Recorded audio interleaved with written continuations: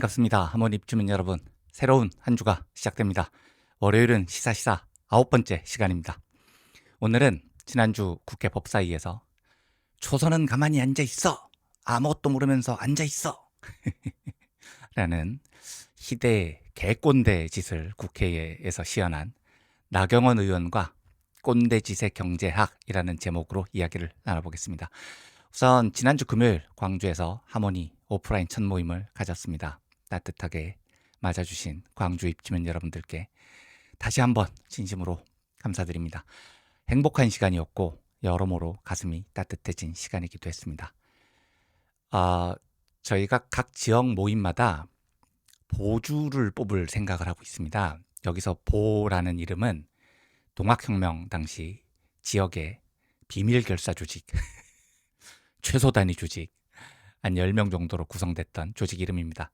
그 보를 담당하는 지도자가 보주인데 하모니 광주 1대 보주 이상훈님 감사하고 축하드립니다. 임기는 종신제고요. 2대 보주는 이상훈님 자녀분들이 세습을 할 예정입니다. 저 없어도 자주자주 모이시길 부탁드린다고 간청을 드렸고 좋은 분들의 행복한 모임이었던 만큼 광주 모임이 오랫동안 따뜻하게 잘 유지되고 번창하기를 기원합니다. 저도 열심히 참여하겠습니다. 오늘 본론에서도 자세히 말씀드리겠지만 저희 하모니는 나이, 성별 혹은 이외 그 어떤 이유로도 구성원을 차별하거나 다르게 취급하지 않는 모임이기를 원합니다. 서로가 서로를 인간적으로 존중할 뿐입니다. 실제로 모임을 가져보니까 서로의 나이를 별로 궁금해하지 않으시더라고요. 서로를 존대하면서 존중하면서 행복하고 즐거운 대화를 이어갔습니다. 다시 한번 감사드립니다.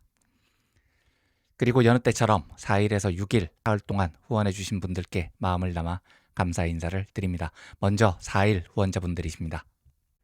강별희님, 이별옥님, 고별지님, 수학엄마님, 넬베요 섬소나이님, 원래 광주 모임 참석하기로 하셨다가 개인 사정으로 못 나오셨죠? 일이 잘 해결됐다니 다행이고 기쁩니다. 종로 3가 모임에서 뵙겠습니다. 미국에서 해외 단톡방 제안 주신 최우석님 모두 감사드립니다. 5일 후원자분들이십니다. 착한소님, 전별연님, 이번 주 부산에서 뵙게 될 이별호님, 잘생겼다 이완배님 사실을 적시하시지는 않았지만 아무튼 감사드립니다. 김별경님, 김별진님, 한별성님, 그리고 또 한별석 한보님 2번 보내주셨는데 그냥 본명으로 보내주셔도 제가 대전의 한보님임을 잘 알고 있습니다. 우리 말 놓기로 했죠. 안초이님, 박별옥님, 김별태님, 그리고 다시 차비 김별태님, 광주 모임에서 뵀던 분인데 감사하게도 차비라는 명목으로 진짜 제 차비를 보내주셨습니다. 모임 마치고 회비를 걷었는데 그때도 제 회비를 대신 내주셨습니다. 마음을 다해 감사드립니다. 김별성님, 유별희님, 럽님, 여전히 항상 나타나 주시는 수학엄마님 모두 진심으로 감사드립니다.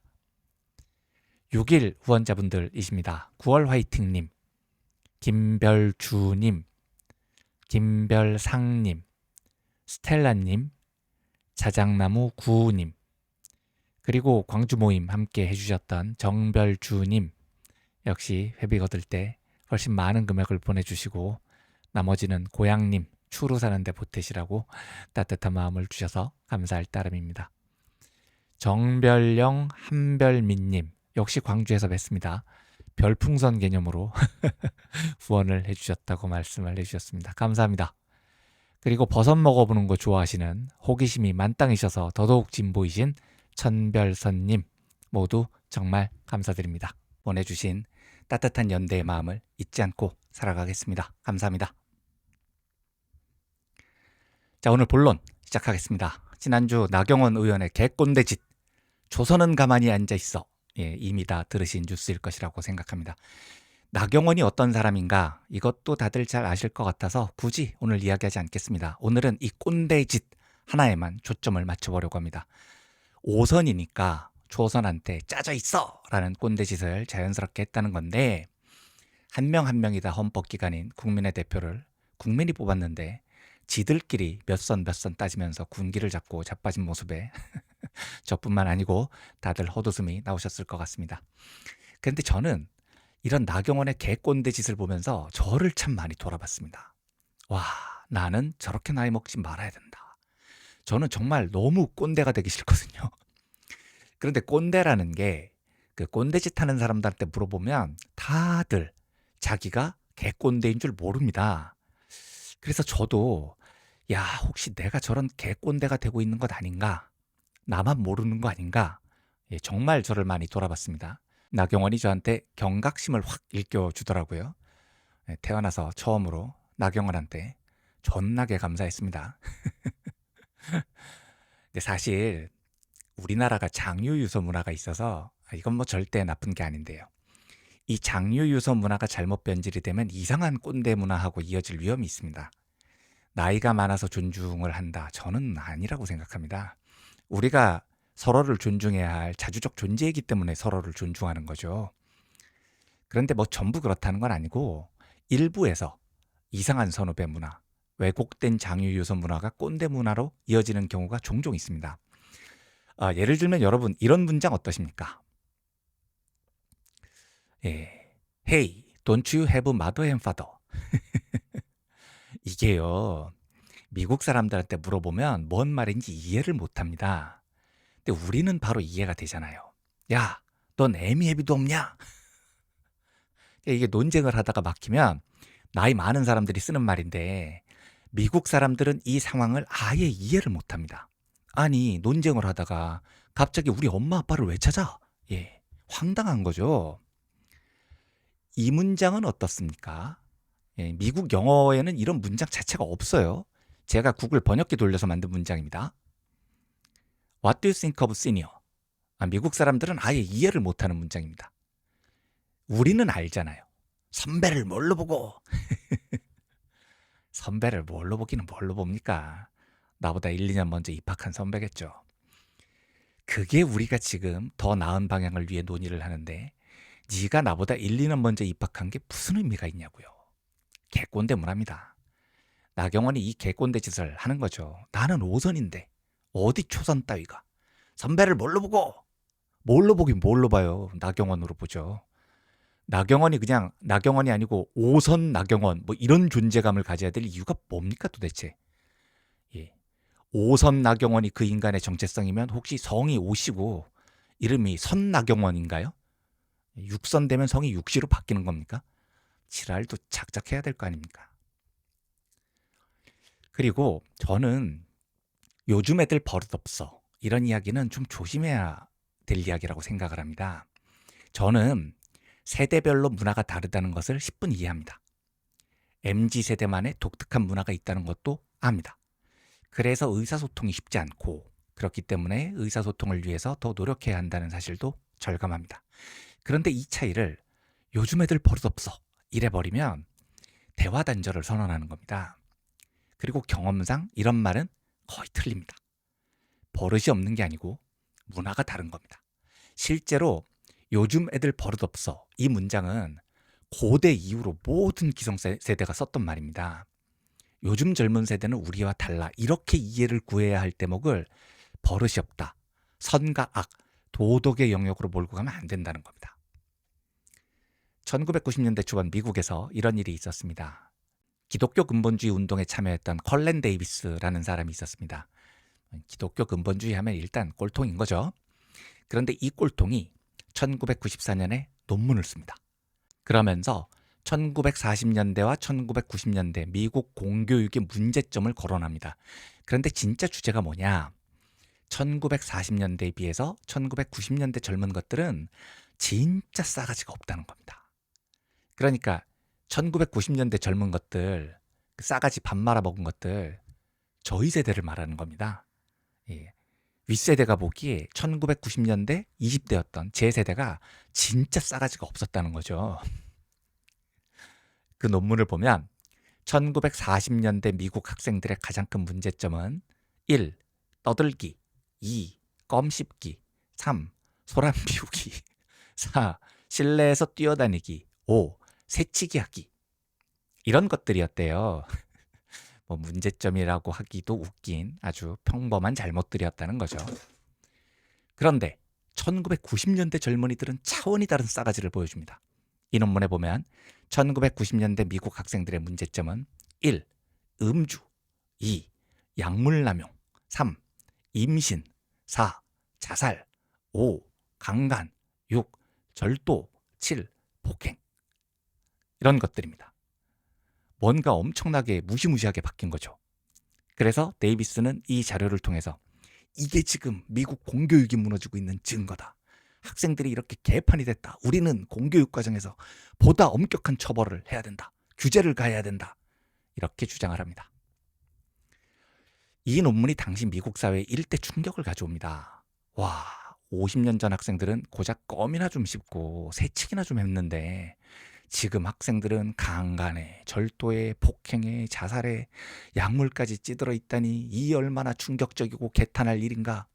기성세대가 통분을 한 겁니다.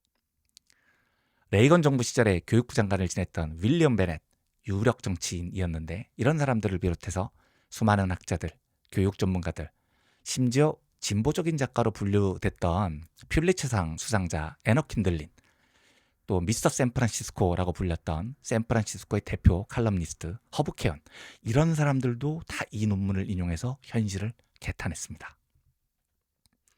그런데 이 자료를 살펴보던 캘리포니아 대학교 정치학과 베리 오닐 교수가 좀 이상한 겁니다. 이런 문제점을 논문에서 나열할 때에는 근거 자료가 있어야 되잖아요. 그런데 데이비스의 이 논문에는 자료의 출처가 없었다는 겁니다. 그래서 오닐 교수가 데이비스한테 직접 연락을 해서 이 자료 출처가 어딥니까? 물었대요. 그랬더니 데이비스 대답이 내가 곧 출처요. 내가 1940년대 학교를 다니면서 경험을 했단 말이야. 그 자료는 내 기억에 의존한 자료여서 신빙성이 있는 거야.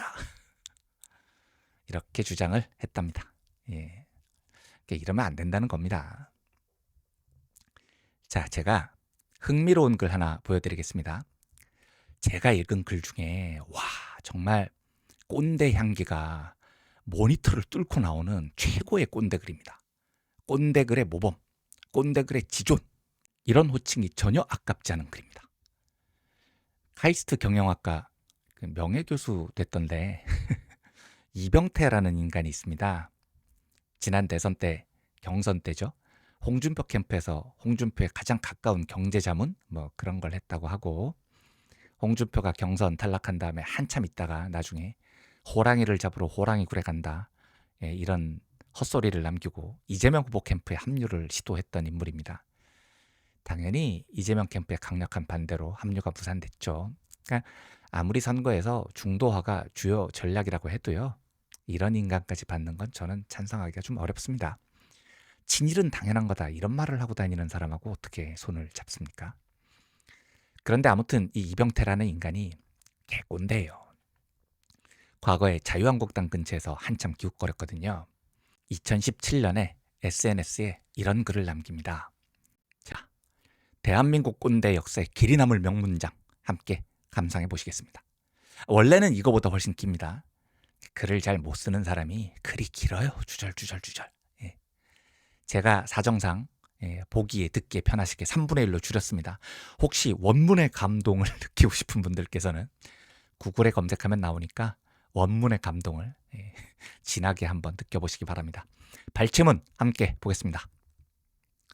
이 땅을 헬조선이라고 할 때 한 번이라도 당신의 조부모와 부모를 바라보고 그런 이야기를 하라.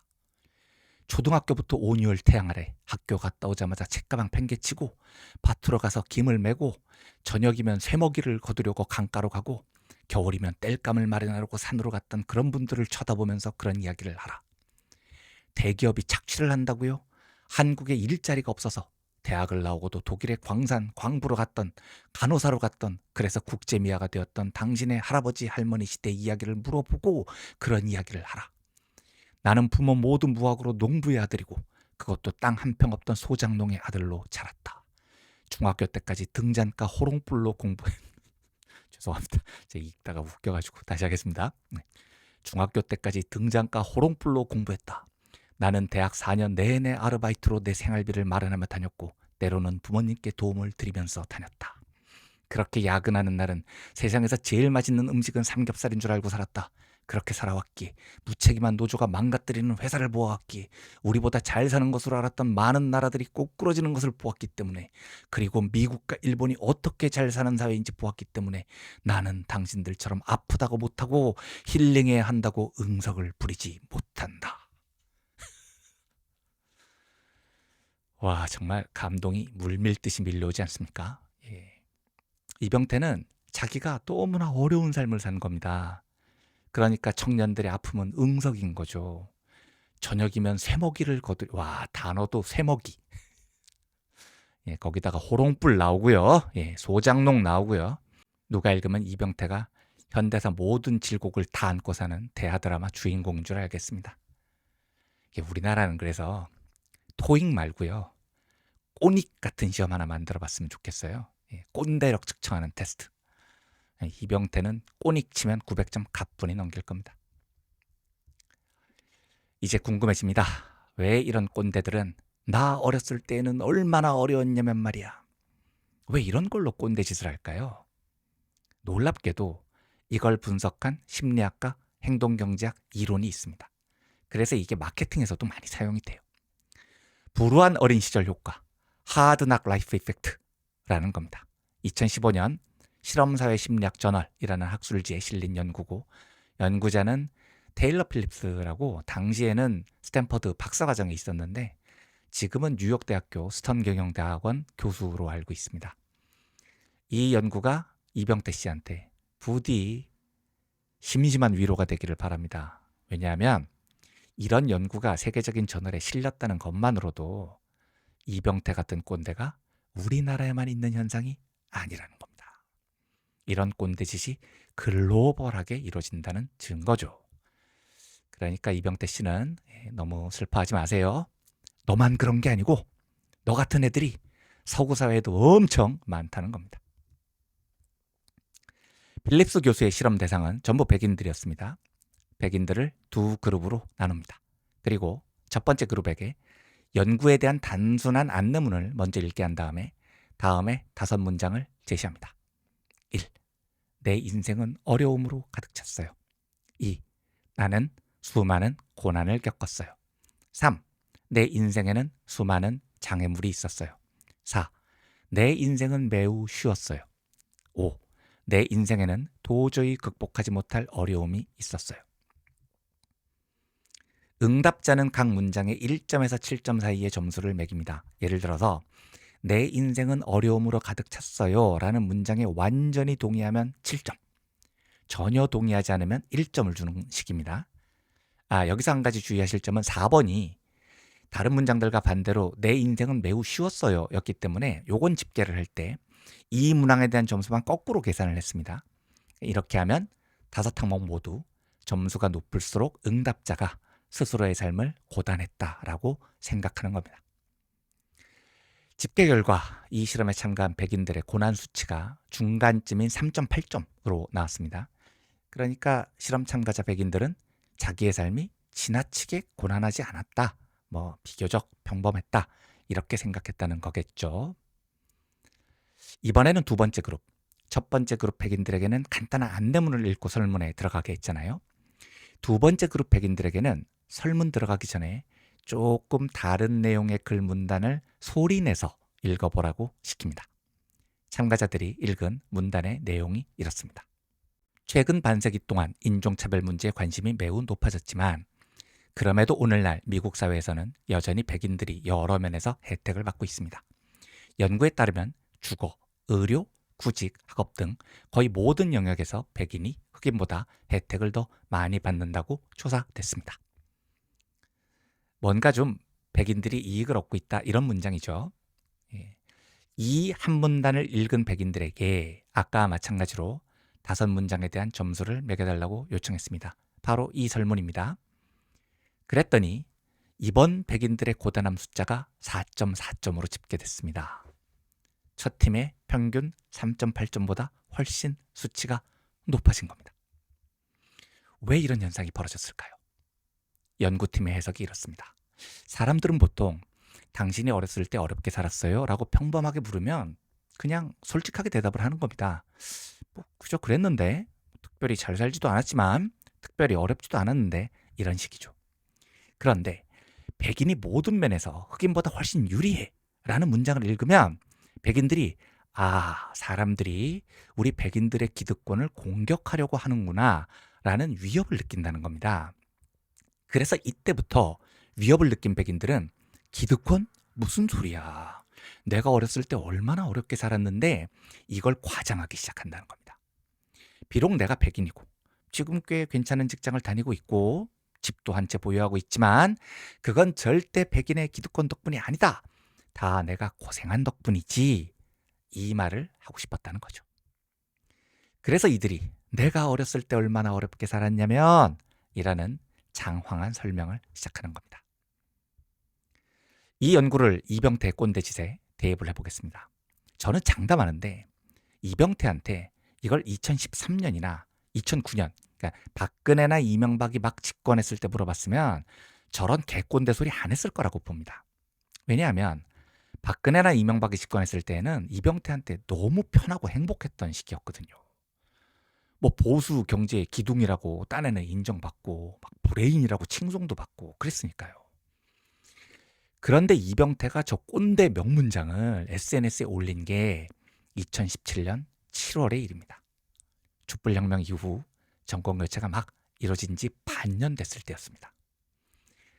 자, 이병태 입장에서는 이런 겁니다.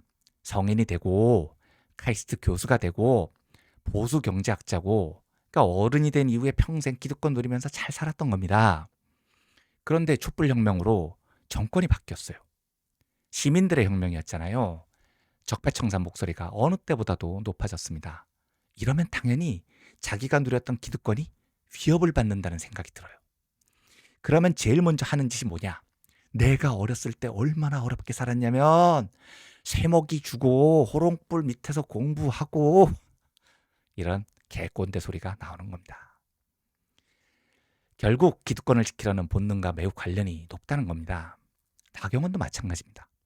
아니 오죽 내세울 게 없으면 국회에서 나 5선인데 초선은 짜져 있어.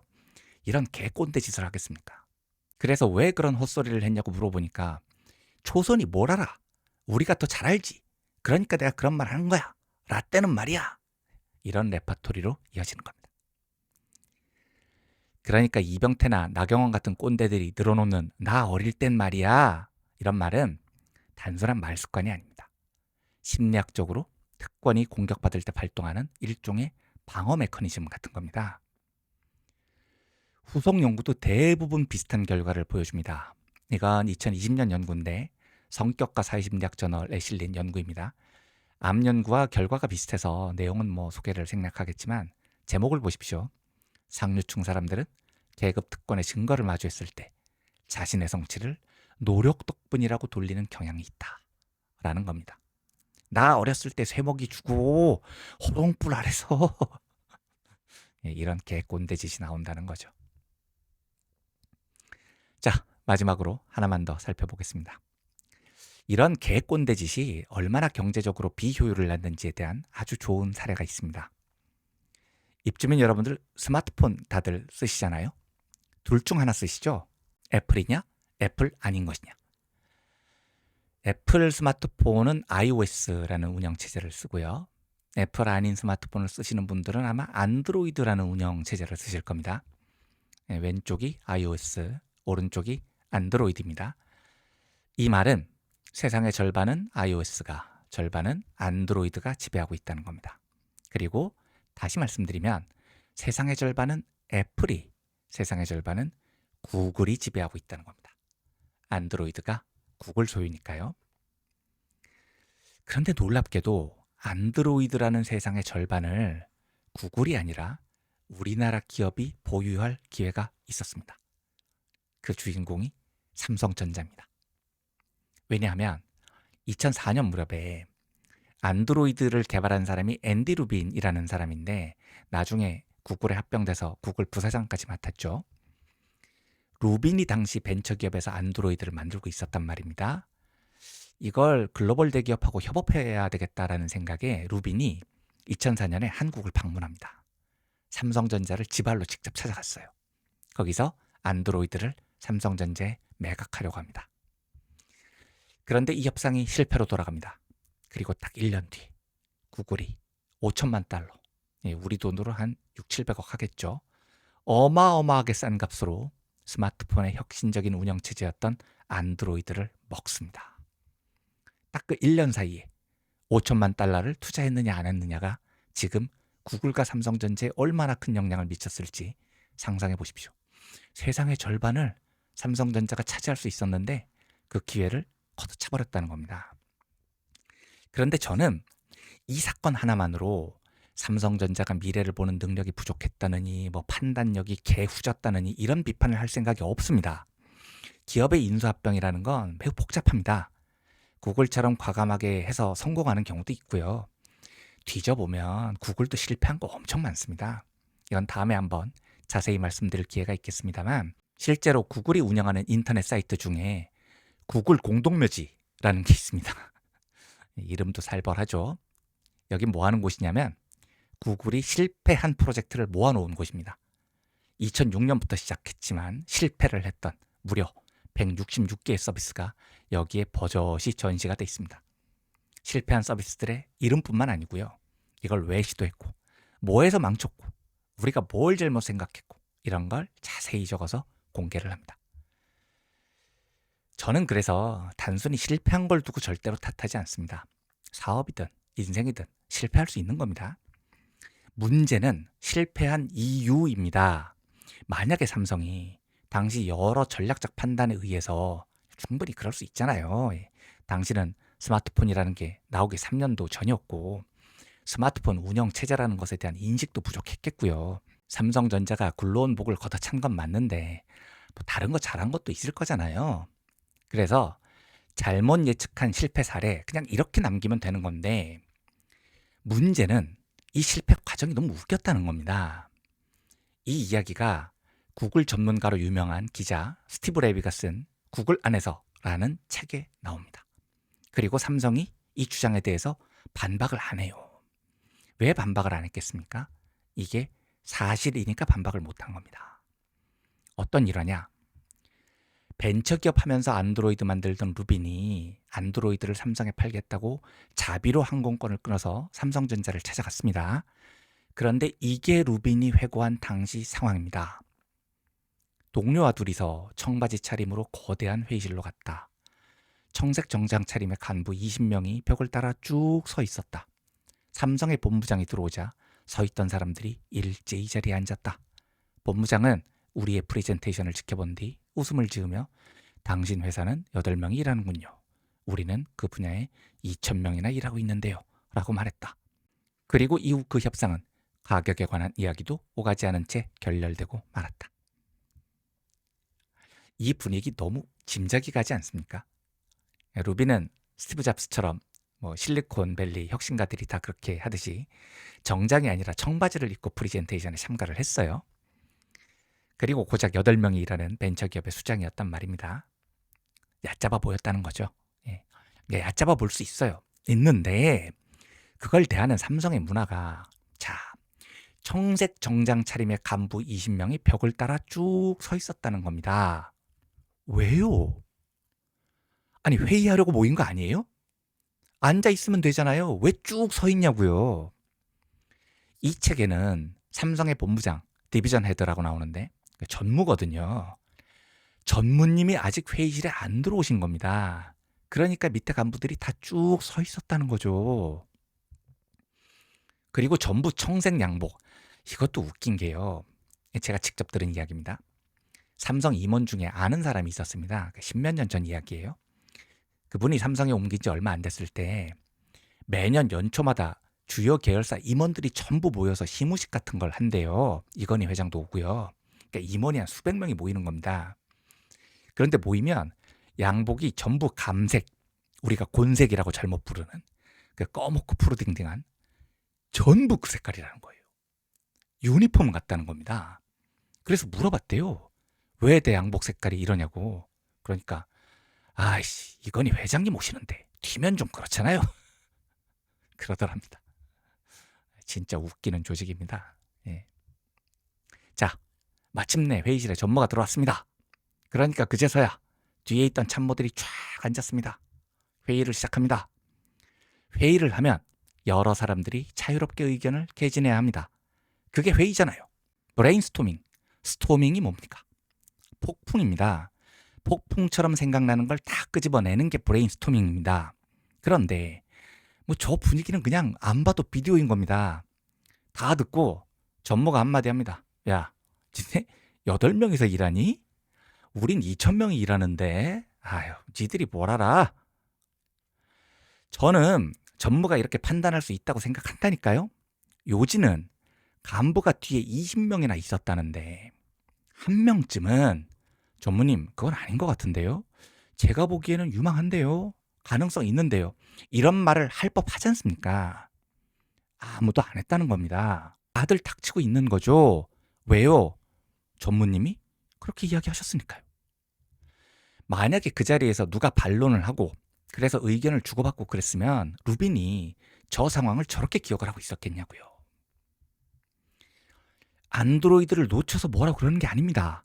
저런 개꼰대 문화가 너무 비효율적이라는 이야기를 하는 겁니다. 아니 저럴 거면 회의를 왜 하냐고요. 꼰대가 한마디 하면 끝인데. 내가 전문데, 내가 책임자인데, 내가 2천여 명 수장인데, 내가 난데. 나경원이 똑같이 말합니다. 내가 5선인데, 내가 난데, 조선은 짜져. 국회 개판되는 겁니다. 같은 국회의원끼리, 국민이 선출한 같은 입법기관끼리 5선이 초선한테 꼰대짓을 해요. 그러면 나경원한테 민중들이 뭘로 보이겠습니까? 내가 난데, 나경원인데, 5선인데, 어디서 빌어먹을 민중들 따위가 짜져 있어. 개꼰대의 나라가 되는 겁니다. 참 슬픈 현실인데 저걸 쳐다보면서 또 우리가 저런 꼰대 문화에서 벗어나서 보다 창의적인 진보를 만들어 가야겠다라는 소망도 다지게 됐습니다. 오늘 순서 마치겠습니다. 수요일 독서 시간에 다시 찾아뵙겠습니다. 함께해 주신 모든 입주민 여러분 진심으로 감사드립니다. 마치겠습니다.